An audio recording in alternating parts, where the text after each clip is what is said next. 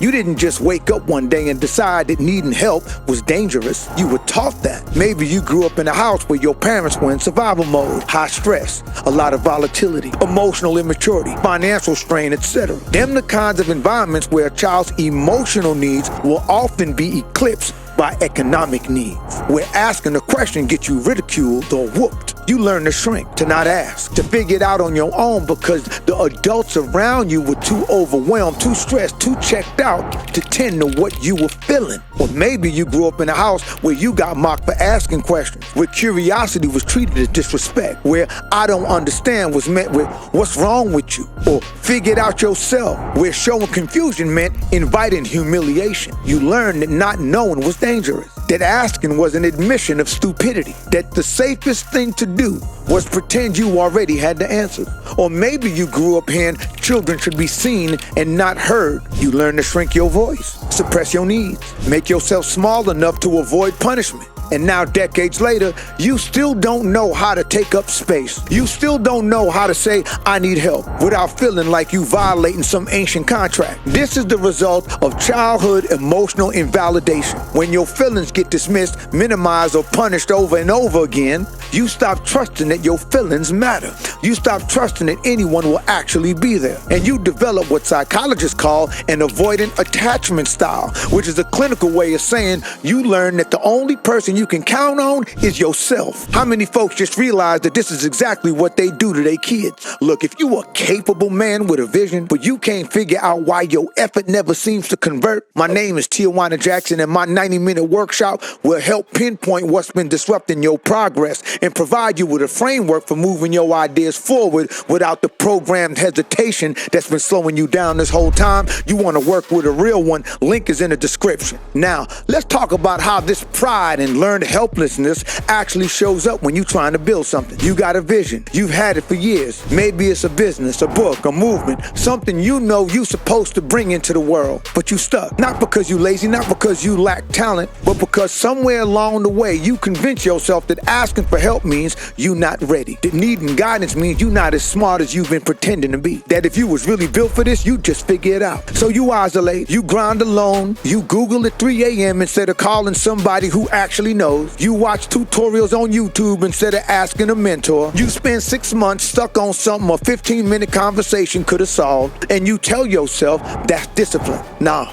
That's fear of looking stupid disguised as work ethic. Pause. And here's the trap. The more you isolate, the more your vision becomes a prison.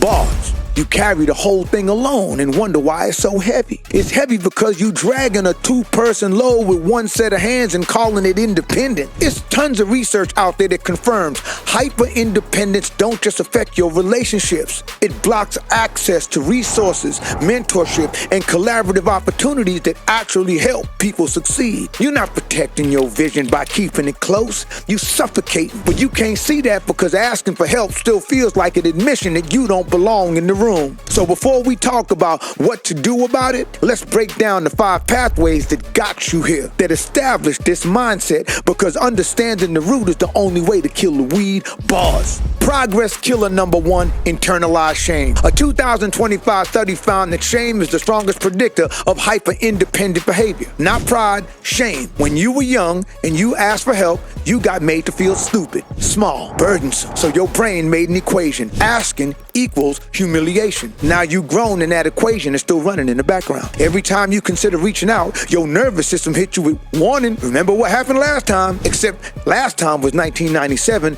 and you were 7 years old. But your body don't know the difference. Progress killer number 2, parentification. That's when you grew up being the adult before you were supposed to be. Maybe you raised your sibling while your parents were. Maybe you was your mother's therapist before you had your first kiss. Maybe you managed grown folks' emotions while nobody managed yours. You learned that your job was to give, not receive, to handle, not to be handled. And now the idea of somebody taking care of you feels foreign, almost offensive. You don't know how to sit in the passenger seat because you've been driving since you was 10. And I'm not even speaking metaphorically.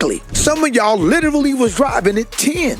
Bars. Progress killer number 3, masculine conditioning. Research consistently shows that traditional masculine norms, self-reliance, emotional control, never appearing weak, are some of the strongest predictors of avoiding help. Men are socialized to believe that needing support is a character flaw, that handling everything alone is what makes you a man, that asking for help is one step away from being seen as soft, incapable, or worse, a liability. So you perform strength when you break it, and you call it manhood.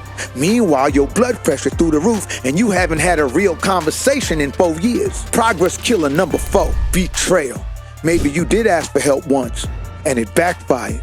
The person you trusted used it against you, or left, or made you regret ever opening your mouth. Research on betrayal trauma shows it creates lasting neurological changes that make trust in others feel inherently dangerous. One bad experience can rewire your whole approach. So now you move like everybody's a threat, not because they are, but because somebody was, and you never got the chance to process the difference. Progress killer number 5 is just what was modeled. You never saw your father ask for help. Your mother handled everything alone and called it strength. Nobody in your household ever said, I don't know, or I need support. So you grew up thinking that's just how capable people operate. You didn't even know interdependence was an option. You thought it was either do it yourself or be a burden. Nobody taught you there's a middle ground where strong people lean on each other strategically. That's not weakness. That's how empires is built. Now would be a good time to hit the like button if you like something. And if you motivated as hell, hit that notification bell. But if you want to see a channel like mine grow, you're gonna have to share this with your folks. Pause. Let's talk about that feeling of not belonging. What if I told you refusing to ask a question out of the fear of appearing dumb cost me not just opportunities, but my relationship? Case in point, who here has heard of Sean Diddy Combs? He has nothing to do with this story, but I thought it would get your attention. Boss, on some real shit. You know how many times I've been sitting in meetings or having casual conversation with somebody who could have helped put me on the right path, connections, resources, insight, and I would end up doing more talking than listening, just out of the fear of seeming stupid, just out of the fear of being seen as unqualified. What I should have done when I opened my mouth was ask questions, but I didn't because I wasn't ready. I was afraid my questions would expose how green I was. I didn't want to look like I didn't belong in the room. So I nodded, smiled, acted like I was following along, and chimed in, which usually exposed how green I was anyway. Then I leave those meetings and spend the next 8 months trying to figure out what problem a 5-minute question might have solved. 8 months, sometimes years, spinning my wheels, grinding in the wrong direction, building on a misunderstanding and missing the mark. Years of being too proud, too programmed to just say, can you help me figure out my business bottlenecks and where I should be focusing my time and effort? And the crazy part is, the dude I'm referring to right now would have probably respected me more for asking. Most successful people do, but I couldn't see that because my brain was still running on childhood software, still operating like not knowing was a death sentence, still protecting me from a humiliation that might have happened in junior high living in the hood. But not here, not amongst upwardly mobile people who made it out of those same hoods and went on to become the talented 10th. Every single thing I talk about on this channel boils down to one thing: exposing the mental blocks that prevent very capable men from following through on their dreams and ideas. If you sitting here wondering why your effort does not convert, take my workshop and it will expose exactly how and why you tend to get in your own way. It will also provide you with a framework to move forward without that built-in hesitation. Link is in the description. Remember how I was talking about missed opportunities and not asking questions? Well, I got more to that story. My girl was there and she was mad at me, watching me turn into this agreeable, overly talkative, insecure boy amongst real men. She was like, why didn't you ask him to be your mentor? Why didn't you ask him for insight? And I gave some defensive answer that made no sense whatsoever. Well, she did not hesitate to go back and ask questions herself. And guess what? With his tutorship, she grows 6 figures in 2 months doing the exact same business she and I were supposed to be doing together. You want to know what else? Though she's still my biggest cheerleader, she outgrew me and moved on. I think she let dude hit too, but I can't confirm that. But she was still somebody I could call and get advice from, but my hurt pride wouldn't let me do it. So for years, I stayed stuck in that same tax bracket, same mindset, and same struggles while she grew her business to just shy of 7 figures. That's the tax. That's what this programming costs you. Not just peace of mind, time, opportunity, money, progress, sometimes relationships, all sacrificed at the altar of looking like you got your shit together. I think about how different my trajectory would have been if I had just shut my mouth. If I had trusted that asking didn't make me weak, it made me coachable.